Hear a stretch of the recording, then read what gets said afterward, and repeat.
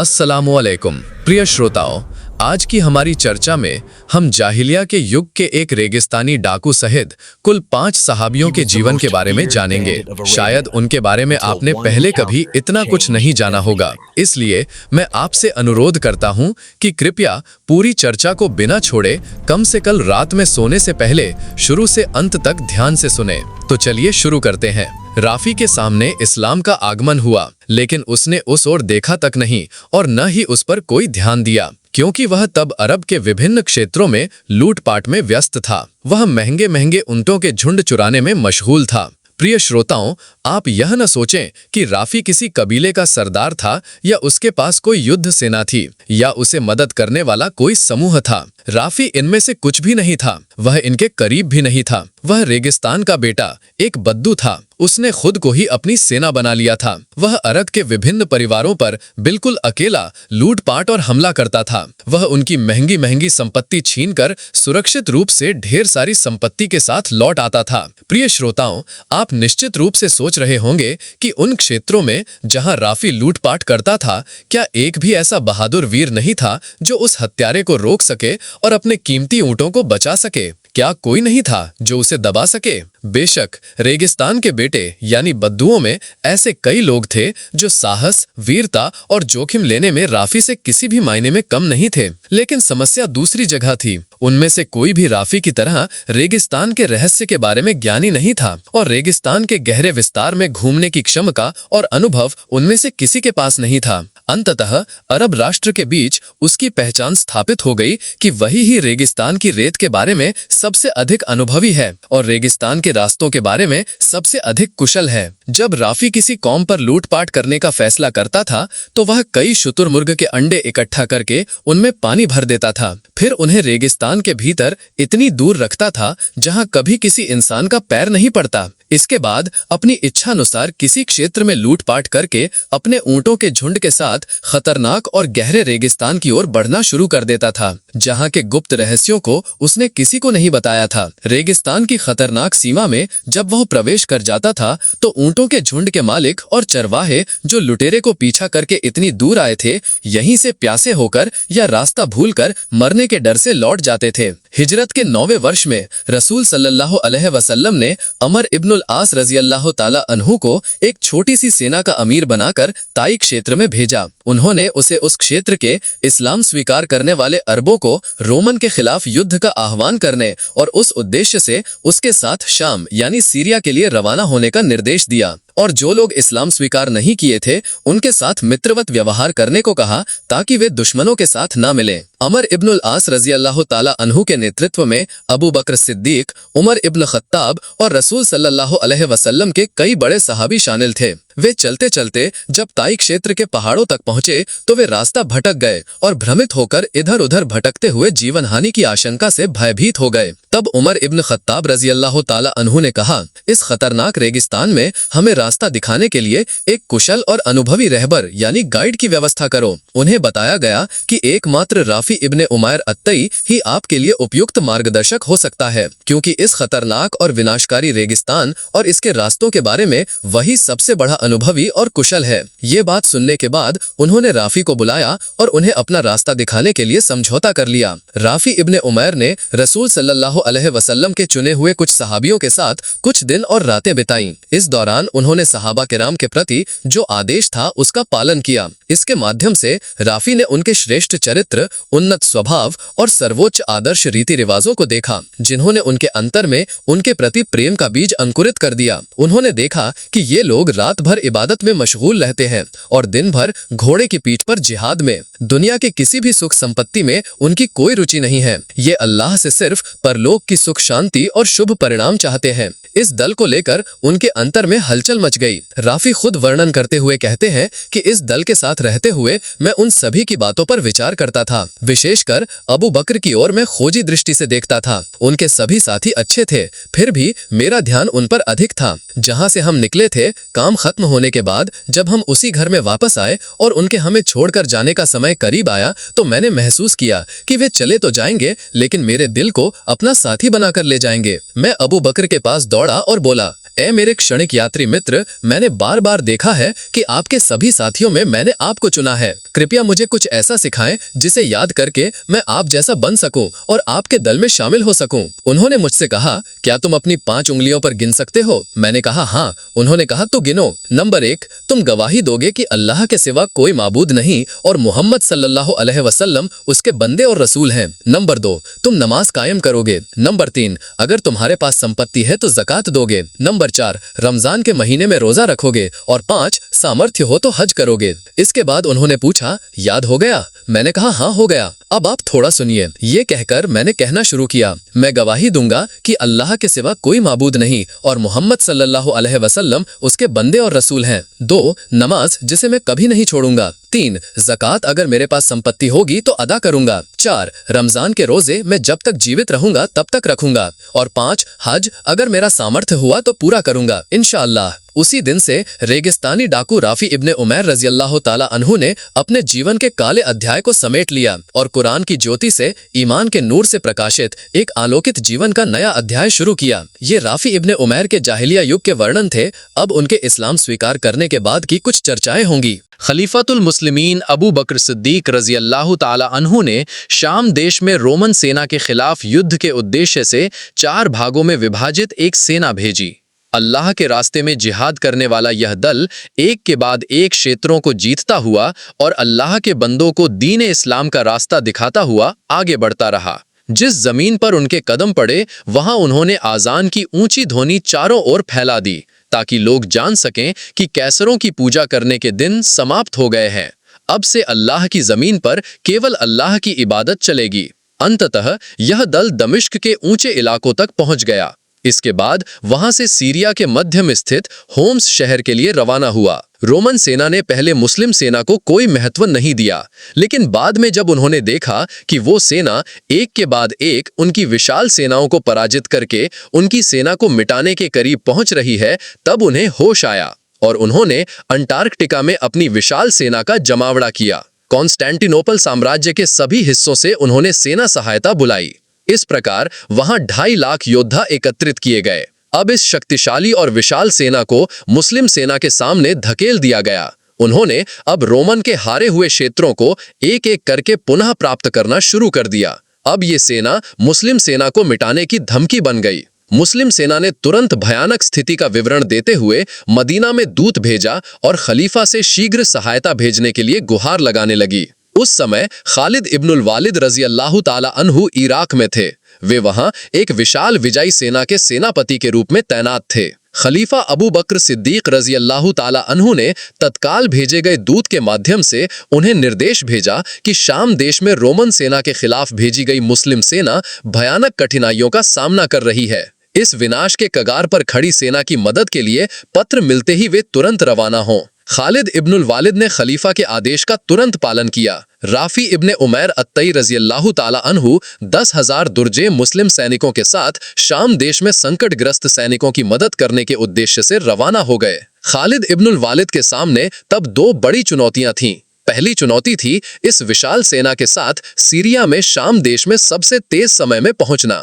दूसरी चुनौती थी ऐसे रास्ते से जाना जिस पर रोमन सेना का सामना न करना पड़े ताकि मुस्लिम सेना तक बिना किसी बाधा के पहुंचा जा सके। इन दोनों चुनौतियों को सामने रखकर उन्होंने अपने साथियों को बुलाकर सलाह ली। उन्होंने कहा, कौन है जो मुझे उस तरह के रास्ते से ले जा सकेगा? ठीक तभी हमारी आज की चर्चा के केंद्र बिंदु एक समय के रेगिस्तानी डाकू राफी इब्ने उमैर अत्तई रज़ियल्लाहु ताला अन्हु कहते हैं, माननीय अमीर, मैं आपको रोमन सेना का सामना कराए बिना सबसे तेज समय में शाम तक ले जा सकता हूं। उन्होंने पूछा, कैसे ले जाओगे? राफी ने कहा, किसी आबादी वाले रास्ते से न जाकर हम पूरी तरह से रेगिस्तान के अंदर से जाएंगे। कराक से शुरू करेंगे, शिवा और अर्क पार करके तदमुर के रेगिस्तान में जाकर समाप्त करेंगे। तदमुर पहुंचते ही हम सीरिया के मध्य में स्थित होम्स के पीछे पहुंच जाएंगे। वहीं से आप मुस्लिम सेना से संपर्क कर सकेंगे। इससे रोमन सेना हमें देखकर चौंक जाएगी। उन्हें समझ ही नहीं आएगा कि हम आसमान से उतरे या जमीन फोड़कर निकले। खालिद इब्नुल वालिद ने फिर पूछा, हम ऊंट, घोड़े और इंसान मिलाकर 20,000 से ज्यादा हैं। इस विशाल सेना के लिए इस रेगिस्तान में पानी की व्यवस्था कैसे होगी? राफी इब्ने उमैर अत्तई रज़ियल्लाहु ताला अन्हु ने कहा, जब तक अल्लाह हमारे साथ है यह जिम्मेदारी मेरी है। खालिद इब्नुल वालिद ने जब नेतृत्व करने वाले सेना अधिकारियों से सलाह मांगी तो उन्होंने कहा, माननीय सेनापति, रेगिस्तान के रास्ते मत जाओ, क्योंकि कराक से यात्रा शुरू करके शिवा को पार करने में कम से कम 5 दिन लगते हैं। इसके अलावा यह ऐसा खतरनाक रेगिस्तान है जहां पानी की एक बूंद भी नहीं मिलेगी, चलने का कोई रास्ता भी नहीं है। इस खतरनाक रास्ते को अकेले पार करना किसी भी यात्री के लिए संभव नहीं है, जबकि इतनी विशाल सेना के साथ इस रास्ते को पार करने की सोचना आत्महत्या के समान है। अतः हमारी सलाह है कि आप रेगिस्तान के रास्ते जाकर अपनी और इस सेना की जान जोखिम में न डालें। खालिद इब्नुल वालिद ने कहा, ए मुस्लिम जाति, आपस में मतभेद करना तुम्हारी चारित्रिक विशेषता न हो और तुम्हारा विश्वास कमजोर न हो। याद रखो, अल्लाह की मदद नियत के स्तर के अनुसार आती है। सवाब और प्रतिफल कठिनाई के परिणाम के रूप में आता है। मुस्लिम जब तक अल्लाह की मदद की उम्मीद रखते हैं तब तक उन्हें किसी और चीज की परवाह नहीं करनी चाहिए। इसके अलावा राफी इब्ने उमैर हमारे साथ है और हम में से यहाँ कौन ऐसा है जो रेगिस्तान के रास्तों और गतिविधियों के बारे में उसकी दक्षता को नहीं जानता। इसके बाद खालिद इब्नुल वालिद रजी अल्लाह ताला अन्हु ने अपना फैसला सुनाते हुए कहा, अल्लाह की कसम, इस रेगिस्तानी रास्ते के अलावा हमारे पास कोई और उपाय नहीं है, क्योंकि मैंने खलीफा के निर्देश को सबसे तेज समय में पूरा करने का फैसला किया है और यह भी संकल्प लिया है कि मुस्लिम सेना को रोमन सेना के चंगुल से बचाऊंगा। कुछ ही देर में सेना अधिकारियों ने उनके फैसले को मान लिया और कहा, अल्लाह ताला ने आपको वीरता, साहस और अनुभव प्रदान किया है, अतः आपको जो अच्छा लगे वही करें। खालिद इब्नुल वालिद ने कहा, अल्लाह आप सबका भला करे। इसके बाद उन्होंने राफी से कहा, तुम्हें जो करना है शुरू कर दो। राफी ने कहा, माननीय सेनापति, मेरे लिए 20 बड़ी, मोटी और बूढ़ी ऊँटनी की व्यवस्था करो। उन्हें 20 ऊँटनियां दी गईं। उन्हें प्यासा बनाया। बहुत प्यास से व्याकुल हो जाने के बाद वे उन्हें पानी के पास ले गए। उन्होंने पेट भर पानी पिया। इसके बाद सभी ऊँटनियों के होंठ रस्सी से बांध दिए ताकि वे जुगाली ना कर सकें। इसके बाद सभी ऊँटनियों की पीठ पर जितना संभव हो पानी का बोझ लाद दिया। फलस्वरूप 20 ऊँटनियों के पेट भरे पानी के साथ पीठ भरा पानी भी जुड़ गया। विशाल सेना अब चलना शुरू कर दिया। तेजी से बिना रुके चलती रही। जब भी वे यात्रा विराम करते थे, राफी इब्ने उमैर 4 ऊँटनियां ज़बह करते थे। उन 4 ऊँटनियों के पेट से पानी लेकर दूध मिलाकर सभी घोड़ों को पिलाते थे और सैनिकों को उन ज़बह की हुई 4 ऊँटनियों की पीठ का पानी खिलाते थे। जब सेना ने यात्रा के 5 पड़ाव पार कर लिए और सारा पानी खत्म हो गया, तब राफी को सेना को पानी के स्रोत की जानकारी देने के लिए मजबूर होना पड़ा। उस समय अल्लाह की इच्छा से राफी रजी अल्लाह ताला अन्हु की आंखें गंभीर रूप से बीमार होकर सूज गईं। उन्हें लगभग कुछ भी दिखाई नहीं दे रहा था। सेनापति खालिद इब्नुल वालिद उनके पास आए और बोले, राफी, ये कैसी स्थिति है? हमने सभी ऊँटनियां ज़बह करके था ली हैं, सारा पानी भी खत्म कर दिया है, अब हमारा क्या होगा? सेना का हर आदमी प्यास से मरने वाला है। राफी ने कहा, चारों ओर देखो, क्या 2 स्तरों जैसे आकार के 2 पहाड़ दिखाई देते हैं? खालिद इब्नुल वालिद ने चारों ओर देखकर कहा, हाँ राफी, वे वही हैं, वहां दिखाई दे रहे हैं। राफी ने कहा, अब कोई चिंता नहीं, उन 2 पहाड़ों के बीच एक असाज का पेड़ है, बैगन के पेड़ की तरह कांटेदार, उस पेड़ को ढूंढो। सभी ने मिलकर ढूंढा, लेकिन कोई भी असाज का पेड़ नहीं ढूंढ पाया। राफी गुस्सा होकर बोले, अरे मूर्खों, पेड़ यही है, हर हाल में इसे ढूंढना ही होगा। अगर नहीं ढूंढ पाए तो तुम भी मरोगे और मुझे भी अपने साथ ले जाओगे। इसके बाद उन्होंने सघन अभियान शुरू किया। कुछ ही देर में उन्हें असाज का पेड़ पता चल गया। उन्होंने देखा कि पेड़ को उखाड़ने की कोशिश की गई है, फलस्वरूप अभी भी उसकी जड़ें मिट्टी में हैं और पेड़ झुका हुआ पड़ा है। ठीक उसी क्षण सभी ने एक स्वर में चिल्लाकर अल्लाहु अकबर कहा। राफी ने कहा, उस पेड़ की जड़ की मिट्टी खोदो। सबने मिलकर खोदा। उसके नीचे से शुद्ध, निर्मल और मीठे पानी का झरना निकल आया। सभी तीव्र खुशी में तकबीर और तहलील की ध्वनि देने लगे। सभी राफी को धन्यवाद और बधाई देने लगे। राफी ने उसे कहा, सारी प्रशंसा अल्लाह के लिए है। मैं 30 साल पहले अपने पिता के साथ इस जगह से गया था। इसके बाद आज तक मैंने एक बार भी इस रास्ते को पार नहीं किया। सेना ने यात्रा जारी रखी। वे दमिश्क के उर्वर और सुरम्य मरुद्यान गौता की ऊंची ऊंची टीलों के पास पहुंच गए। खालिद इब्नुल वालिद ने रसूल का एक झंडा राफी रजी अल्लाह ताला अन्हु के हाथों में उठा दिया। उन्होंने उसे वहां गाड़ने का निर्देश दिया और उन्होंने उसे गाड़ दिया। उसका नाम अल उकाबा था। इसके बाद खालिद इब्नुल वालिद की सेना 4 दलीय मुस्लिम सेना से मिल गई, जो इतने दिनों से उनके आगमन की प्रतीक्षा कर रही थी। उन्होंने यारमुक के युद्ध में कूद पड़े, जहां महान अल्लाह ने मुशरिक दल की नाक काटकर उन्हें अपमानित किया है और इस्लाम का झंडा बुलंद किया है। और यह इतिहास के सबसे बड़े निर्णायक युद्धों में से एक था। अंततः राफी इब्ने उमैर, जिन्हें कुछ ही समय पहले रेगिस्तानी डाकू की उपाधि दी गई थी, वे राफी अल खैर यानी श्रेष्ठ राफी बन गए। उन्हें यह उपाधि देने का कारण यह था कि गरीबों के प्रति उनका असीमित दान और अनुग्रह था। वे मस्जिद के लोगों को अपनी मेहनत की कमाई से खाना खिलाने की कोशिश करते थे और खुद एक ही पोशाक में संतुष्ट रहते थे। जिस पोशाक में वे घर में रहते थे, उसी पोशाक में मस्जिद जाते थे। प्रिय श्रोताओं, इसमें आश्चर्य करने की कोई बात नहीं है, क्योंकि राफी इब्ने उमैर ने कुछ समय के लिए मुहम्मदुर रसूलुल्लाह सल्लल्लाहु अलैहि वसल्लम के मदरसे में शिष्यत्व ग्रहण किया था। उस समय उनके हृदय में ईमान की एक झलकती हुई अग्नि प्रज्वलित हुई थी और इस तरह वे एक रेगिस्तानी डाकू से एक सच्चे इंसान में बदल गए। अब हम यजीद इब्ने अबू सुफियान रजी अल्लाह ताला अन्हु के बारे में जानेंगे। यजीद अबू सुफियान के सबसे अच्छे बेटे थे। उन्हें श्रेष्ठ यजीद कहा जाता था। ये श्रेष्ठ वंश के कुरैशी युवक थे। माता पिता के हिसाब से सबसे सम्मानित। ज्ञान, बुद्धि और विवेक में, सम्मान और प्रतिष्ठा में वे एक पूर्ण कुरैशी युवक थे, जिस कारण कौम के लोगों ने उन्हें यजीद अल खैर यानी श्रेष्ठ यजीद की उपाधि दी थी। जिस समय रसूल सल्लल्लाहु अलैहि वसल्लम को नबूवत दी गई, उस समय यजीद इब्ने अबू सुफियान उभरती उम्र के एक जोशपूर्ण नौजवान थे। उनके गहरे ज्ञान, बुद्धि और चतुराई भरी दृष्टिकोण के कारण ये उचित होता यदि वे इस्लाम की ओर उन्मुख होते और उसी धर्म के मार्ग पर चलते जैसे उनकी बहन उम्मुल मोमिनीन रमला बिनते अबू सुफियान रजी अल्लाह ताला अन्हा हुई थीं। लेकिन कुरैशी युवक हमेशा अपने पिता अबू सुफियान इब्ने हर्ब के शीर्ष पद और नेतृत्व के प्रति सम्मान व्यक्त करते रहे, जिसके परिणाम स्वरूप उन्होंने इस्लाम तभी स्वीकार किया जब उनके पिता ने इस्लाम स्वीकार किया, और ये मक्का विजय के वर्ष रमज़ान के महीने में हुआ था। जब यजीद इब्ने अबू सुफियान ने इस्लाम स्वीकार किया तो रसूल करीम सल्लल्लाहु अलैहि वसल्लम खुश हुए, क्योंकि उनमें मानवता और सभ्य मनुष्य के लक्षण पाए जाते थे। इसके अलावा उन्हें उम्मीद थी कि उनके द्वारा इस्लाम और मुस्लिम राष्ट्र का कल्याण होगा। हुनैन युद्ध के बाद रसूलुल्लाह सल्लल्लाहु अलैहि वसल्लम ने उनके प्रति सम्मान व्यक्त करने में बहुत बड़ी भूमिका निभाई। उन्हें 100 ऊंट दान किए और 40 वक़िया इकाई चांदी देने का आदेश दिया। बाद में बिलाल हबशी रजी अल्लाह ताला अन्हो ने उसे तौलकर उनके हाथ में सौंपा। जब खिलाफत की जिम्मेदारी अबू बकर सिद्दीक रजी अल्लाह ताला अन्हो के हाथों में आई तो इस उमवी युवा योद्धा की तीव्र सहनशीलता, सत्य संकल्प, ज्ञान बुद्धि की विवेकशीलता और ईमान व विश्वास की गहराई उनसे छिपी नहीं रही। इसलिए उन्होंने चाहा कि इन अद्वितीय शक्तियों और विशेषताओं का उपयोग इस्लाम और मुस्लिम राष्ट्र की सेवा में किया जाए। लेकिन खलीफा अबू बकर सिद्दीक रजी अल्लाह ताला अन्हो इस कुरैशी युवक के संबंध में नेतृत्व के अहंकार और धोखाधड़ी की आशंका करते थे। वे राजकीय पद के मनमाने दुरुपयोग से डरते थे। इसी कारण उन्होंने उसे बुलाकर कहा, ए यजीद, तुम एक युवक हो, लोग तुम्हें तुम्हारे अच्छे कामों से याद रखेंगे। मैं तुम्हें थोड़ा परखना चाहता हूँ, देखना चाहता हूँ कि तुम कैसे हो। तुम्हें कोई शासन भार दिया जाए तो वो कैसा होगा। यदि परिणाम अच्छा रहा तो तुम्हारी उन्नति होगी, बुरा रहा तो तुम्हारी जिम्मेदारी छीन लूंगा।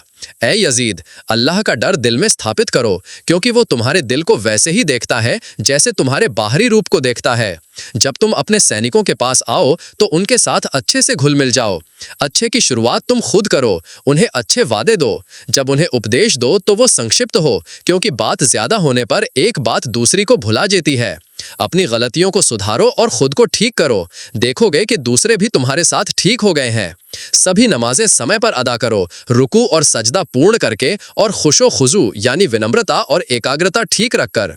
तुम्हारे पास यदि शत्रु दल के प्रतिनिधि आते हैं तो उनका सत्कार करो। उनके तुम्हारे पास ठहरने का समय संक्षिप्त करो, ताकि वे तुम्हारे सैन्य छावनी के बारे में कुछ खास जाने बिना ही चले जाएं।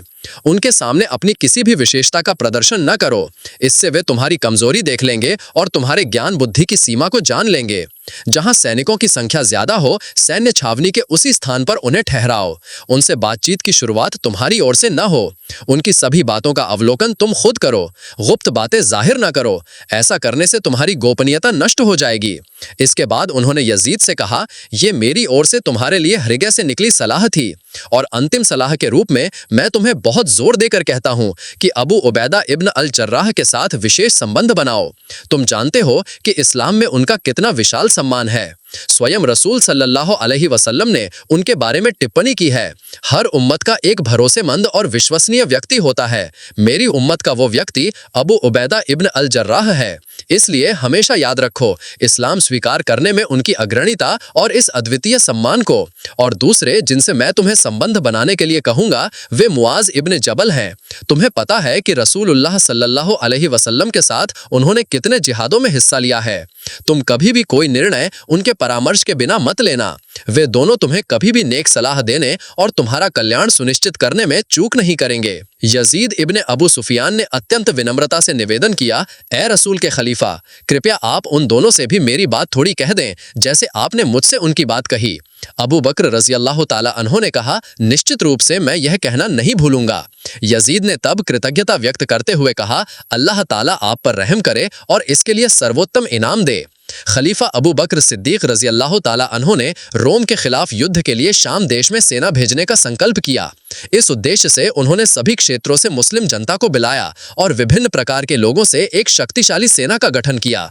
उन्होंने सेना को 4 भागों में बांटा और एक सेना का नेतृत्व यजीद इब्ने अबू सुफियान के हाथों में सौंप दिया।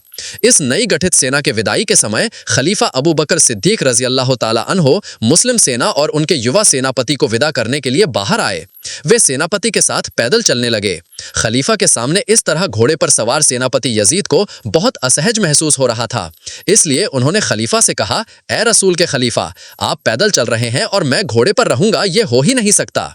यह कहते ही वे घोड़े की पीठ से उतरना चाहा और खलीफा से कहा, या तो मैं उतर जाऊं या आप चढ़ जाएं। यह सुनकर खलीफा अबू बकर सिद्दीक रज़ियल्लाहु ताला अन्हु ने कहा, मुझे भी चढ़ने की जरूरत नहीं है और तुम्हें भी उतरने की जरूरत नहीं है। मैं तो इन कुछ कदमों को चलकर जिहाद फी सबीलिल्लाह का सवाब हासिल करना चाहता हूँ। इसके बाद उन्होंने यजीद को सलाह देते हुए कहा, तुम तो नए नए इलाकों में जा रहे हो, तरह तरह के खाने तुम्हारे सामने आएंगे। खाने की शुरुआत में बिस्मिल्लाह कहना और अंत में अल्हम्दुलिल्लाह कहना। घमंड से सावधान रहना। कभी भी किसी महिला, छोटे बच्चे और बूढ़े को मत मारना। कोई फलदार पेड़ मत काटना और रहने वाले घर घरौंदों को बर्बाद मत करना। बिना कारण ऊंट और बकरी को मत मारना, खाने के लिए ज़बह करने के अलावा। खजूर के बागान को जलाकर या अन्य तरीके से बर्बाद मत करना। किसी से ईर्ष्या मत रखना, द्वेष मत रखना, कायरता और बुज़दिली मत दिखाना। मुस्लिम सैनिक जब यारमुक पहुंचे तो उन्होंने रोमन सेनापति को खबर भेजी कि हम आपसे बात करना चाहते हैं। वो बात करने को राजी हो गए। यजीद इब्ने अबू सुफियान कुछ प्रमुख सहाबियों के साथ उनके पास गए। जाकर देखा कि रोमन सेनापति ने खुद और बड़े बड़े सेना अधिकारियों के लिए रेशम के विशाल तंबू और शानदार शामियाने लगाए हुए हैं। वे वहां पहुंचने के बाद यजीद और उनके साथियों ने अंदर प्रवेश करने से इनकार कर दिया। उन्होंने सेनापति से कहा कि पुरुषों के लिए रेशम का उपयोग हम वैध नहीं मानते, अतः आप बाहर आइए। अंततः वो खुद ही बाहर आकर बातचीत की, लेकिन उनकी इस बातचीत से कोई लाभ नहीं हुआ। इसके बाद यारमुक के रणभूमि में दोनों दल आमने सामने हुए। एक ओर ईमान के हथियार से लैस एक छोटी सेना, दूसरी ओर कुफ्र और पाप के बोझ से दबी एक बड़ी सेना। ठीक उसी समय अबू सुफियान, जो तब अत्यंत वृद्ध थे, बेटे यजीद के पास जाकर बोले, ऐ मेरे बेटे, तुम्हें अब तकवा और सब्र को मजबूती से पकड़ना चाहिए। इस समय प्रत्येक मुस्लिम को मौत चारों ओर से घेरे हुए है और तुम और तुम्हारे जैसे अन्य सेना अधिकारी और भी ज्यादा मौत के जोखिम में हो। अतः ऐ मेरे बेटे, अल्लाह को याद करो, अपनी इज्जत बनाए रखो। युद्ध में सवाब हासिल करने और धैर्य धारण करने में कोई और तुमसे ज्यादा इच्छुक न हो सके और कोई भी इस्लाम के दुश्मनों के खिलाफ तुमसे ज्यादा साहस न दिखा सके। पिता की सलाह सुनकर यजीद रज़ियल्लाहु ताला अन्हु ने कहा, ऐ पिता, इंशाअल्लाह मैं निश्चित रूप से सभी बातों का पालन करूंगा। इसके बाद उन्होंने अपनी सेना के साथ रोमन सेना पर ऐसा हमला किया कि वे टिक नहीं पाए और पीछे हटने को मजबूर हो गए। यजीद इब्ने अबू सुफियान रज़ियल्लाहु ताला अन्हु में जब भी शांति का भाव उत्पन्न होता था, तभी वे शुराहबिल इब्ने हासना की आवाज़ में सुनते थे, निश्चित रूप से अल्लाह ताला ने मोमिनों के जान माल को जन्नत के बदले खरीद लिया है। इसके बाद वे फिर कहते रहते थे, कहाँ है अल्लाह के लिए जीवन बेचने वाला दल, रब की रज़ा के बदले में? कहाँ है वे जो अल्लाह की निकटता पाने के लिए उत्सुक हैं? इस तरह हर बार जब वे शुराहबिल की बातें सुनते थे तो उनके अंदर नई तीव्र चेतना और भावना जागृत होती थी। वे फिर नए उत्साह के साथ युद्ध में कूद पड़ते थे। इस तरह अंततः महान अल्लाह ने इस्लाम के इतिहास के सबसे बड़े निर्णायक युद्ध में अपने दल को विजय दिलाई, क्योंकि इस युद्ध के बाद शाम देश में फिर कभी कोई रोमन के पक्ष में खड़ा नहीं हुआ। विभिन्न जिहादों के मैदानों में यजीद इब्ने अबू सुफियान रजी अल्लाह ताला अन्हु की विजय धारा लगातार चलती रही।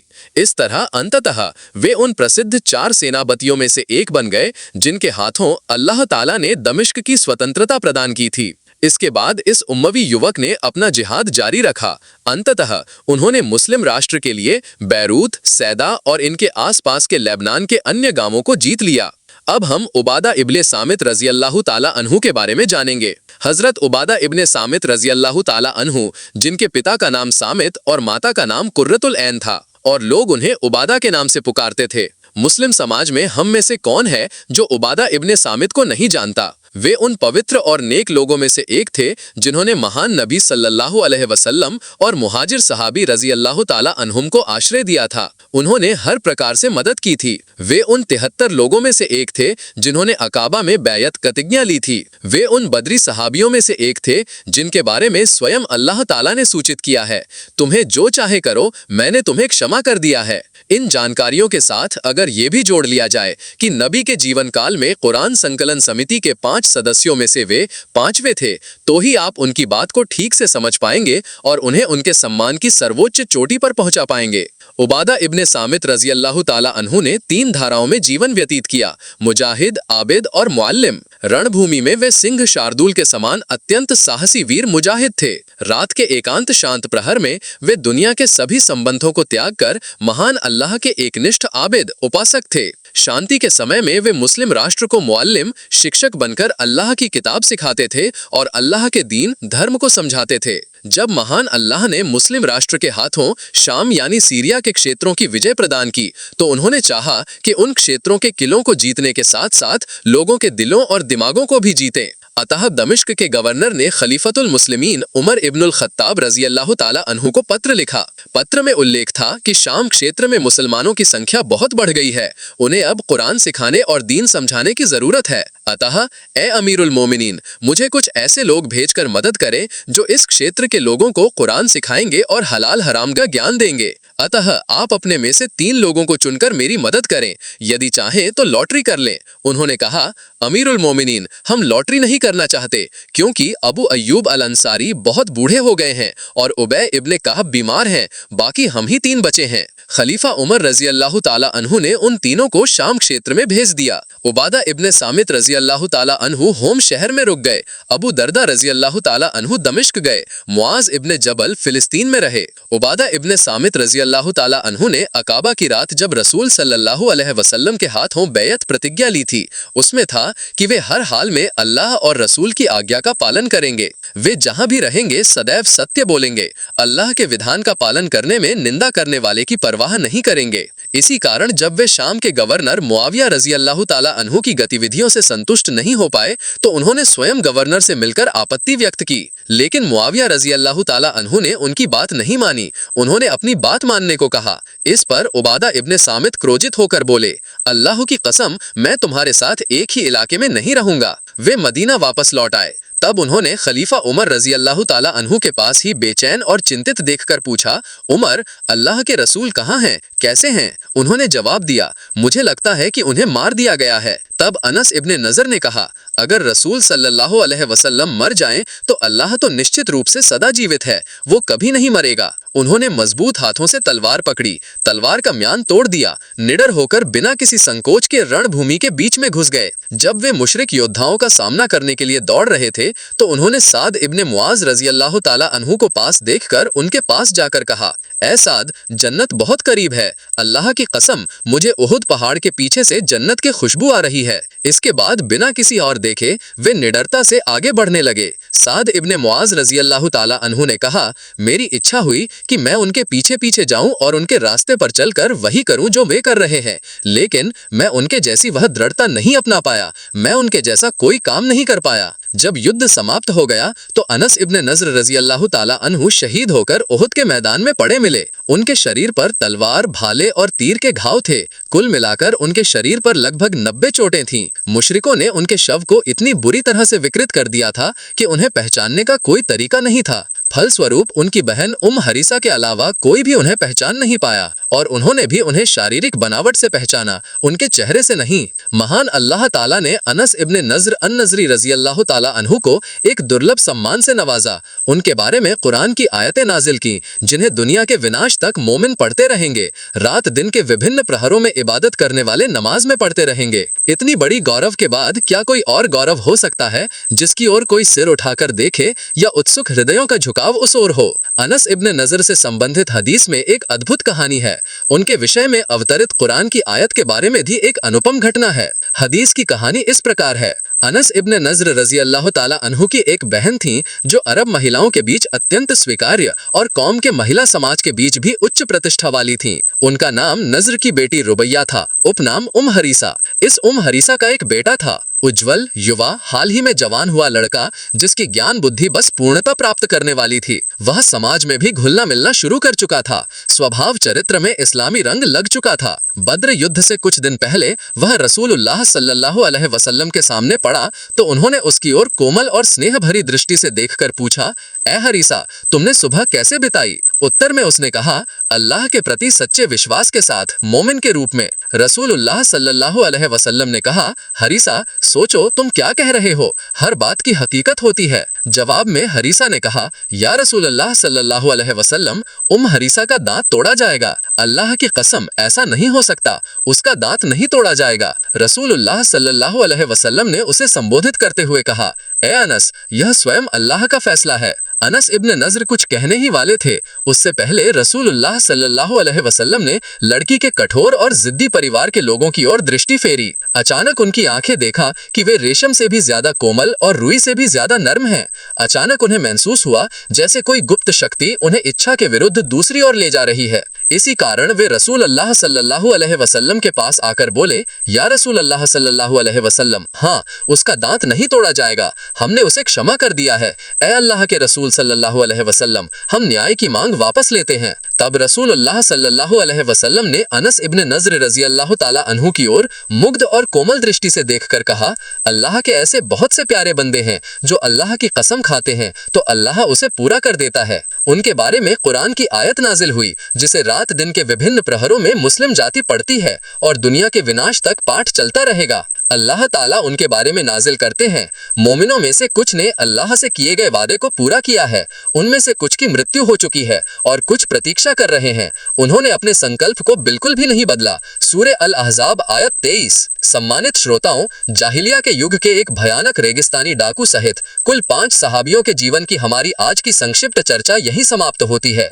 मैं इस्लाम के इतिहास और परंपराओं को जानने और आपको बताने की कोशिश करता हूं और हमेशा सच्ची कहानियों को आपके सामने रखने का भी प्रयास करता हूं। फिर भी मुझ में गलतियां और त्रुटियां हो सकती है। यदि आपकी नजर में कोई बड़ी गलती आती है तो कृपया टिप्पणी के माध्यम से सुधारने की कृपा करें, मैं आभारी रहूंगा। और छोटी मोटी गलतियों को क्षमा की सुंदर दृष्टि से देखने पर मुझे प्रेरणा मिलेगी। सबसे बढ़कर यदि चर्चा अच्छी लगी हो तो एक लाइक कर सकते हैं, प्रचार के हित में इस चर्चा को साझा कर सकते हैं और इस प्रकार की नियमित चर्चाएं प्राप्त करने के लिए कृपया चैनल को सब्सक्राइब कर सकते हैं। अस्सलामु अलैकुम वरहमतुल्लाहि वबरकातुहू।